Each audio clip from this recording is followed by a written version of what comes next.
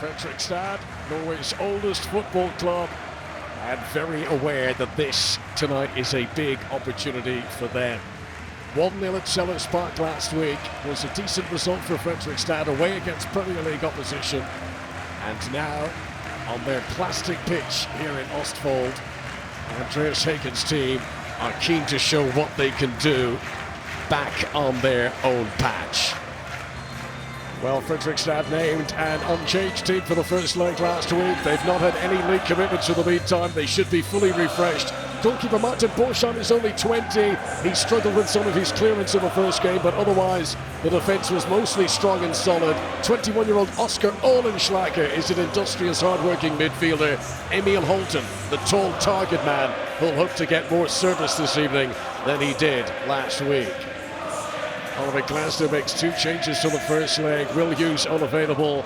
Chris Richards stays in defence. He also played there against Forest on Sunday. Lerma pushes into the midfield, and Daichi Kamada with a rapid return from the knee injury he suffered in the Community Shield at Wembley. The Japanese international comes straight back into the team. 1 goal in it. 1 game to go of this playoff. 1 dream of the group stages still alive for both teams. Cleared away by Daniel Ide. Kamada. Horton. Stretching it to Munoz. Good first touch back in again. It was Walensky, Maxwell Walensky underneath it. And he's been unable to prevent that going for the first corner kick of the evening. Well, high five from his keeper. He was in a good position there. Walensky cracking side foot volley from Munoz. First time to really cross the ball into the box. Good delivery that one. Great height on it. Chris Richards was close. Should score. Lovely delivery into the box. Richards is there, maybe just gets put off a tiny bit right at the end. Here he comes, the arch of the back. It's incredible distance, it really is. Gehi underneath it. Walensky urged to shoot, and it takes a deflection, and it is a first corner of the evening for the home team. Well, great header from Gehi. It's going to take someone like him to really get control of this penalty box this evening. It's crucial that Palace do that. Good reaction to get out and block the shot as well. 2 or 3 Palace bodies wanting to get in the way. Lerma picks out Mateta. Richards, chance to look up. In towards Jefferson Lerma, falls for Sosa. On his less favoured right boot. Looking for his first goal for Crystal Palace. Yeah, never looked comfortable, did he? On the right foot. I'm not sure he was going to lace it and decided to try and kind of curl it with his instep of the foot, but the ball always sitting up. Gehi. Mateta. It's an attempt on target. Well held by the goalkeeper, Borchardt. He's nicely on the move here, Mateta. In swinging ball. Hard to score from, though. It's a very pleasant evening here. T-shirt weather, which you don't see very often in Scandinavia. Ide. Oh, Henderson completely missed it. Mulder should have scored. Dean Henderson, normally so measured in those situations, with a massive misjudgment there. The Crystal Palace goalkeeper is going to be mightily relieved to get away with that one. There is no need for Crystal Palace to panic. That's the great thing about the position they're in. They can stroke the ball around this area of the pitch all evening. If Fredrikstad don't really want to come out and press, then there's no problem for Palace there. Got to be patient. Sorry, a bit of activity down in the Fredrikstad technical area here. They're getting ready to make change. Saw Kamada beaten in the air by Fredriksson. Munoz. Lacroix. Smacked that all power. Not quite the accuracy for Maxence Lacroix. He has scored 1 Premier League goal since joining Crystal Palace. It came against Manchester City last December. Sosa. Immediately fouled by Oscar Ohlenschlager, who'd just been spoken to the referee a moment ago, so he won't be surprised to see the yellow card coming his way. The frustration's just starting to creep into his game a little bit. Lost a bit of focus.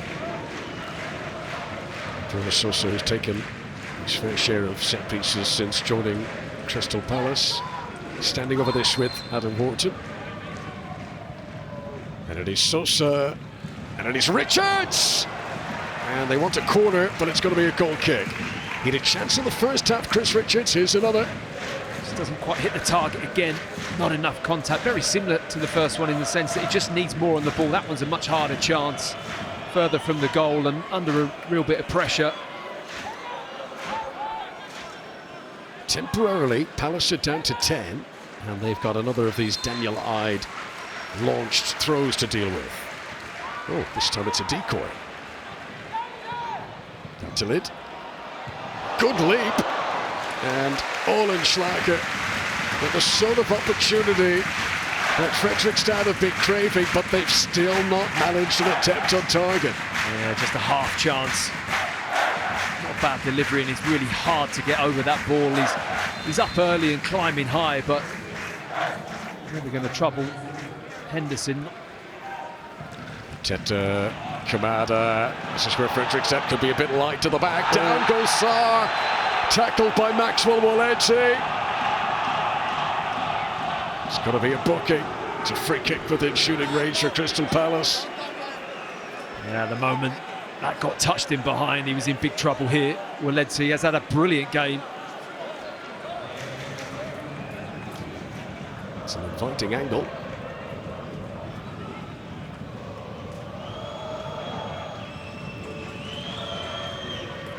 Adam Wharton's delivery.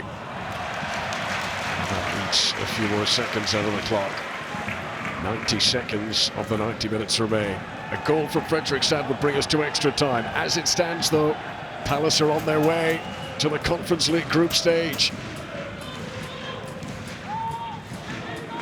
Woledzi. Shine.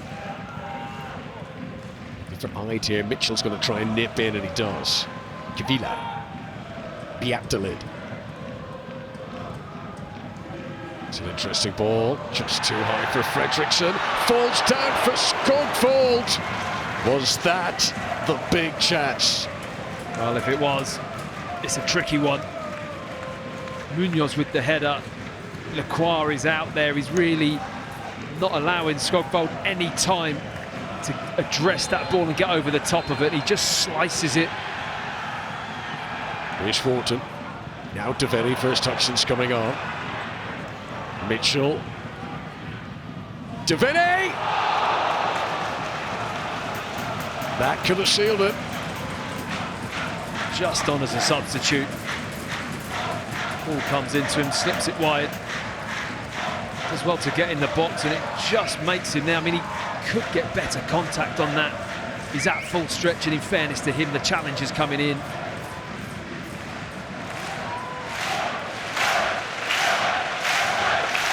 This is it now. Daniel-eyed. Goalkeeper up. Borshon couldn't get the touch.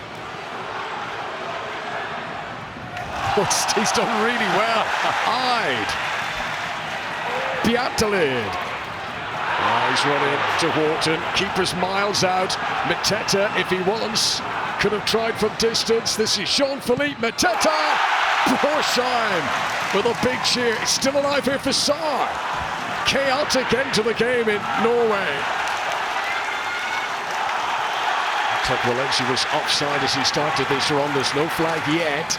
You feel it's coming though. Woledzi, can he get the shot? Tell you what, that's as close as they'd come all night, but it wouldn't have counted anyway. Woledzi was offside. What a finish, man. Oh, just looking at Oliver Glasner's reaction. His team are moments away from sealing the victory.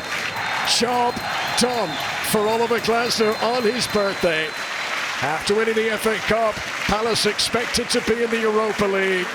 Now tonight they have confirmed their place in the Conference League group stages. The foundations were laid at home in South London last week.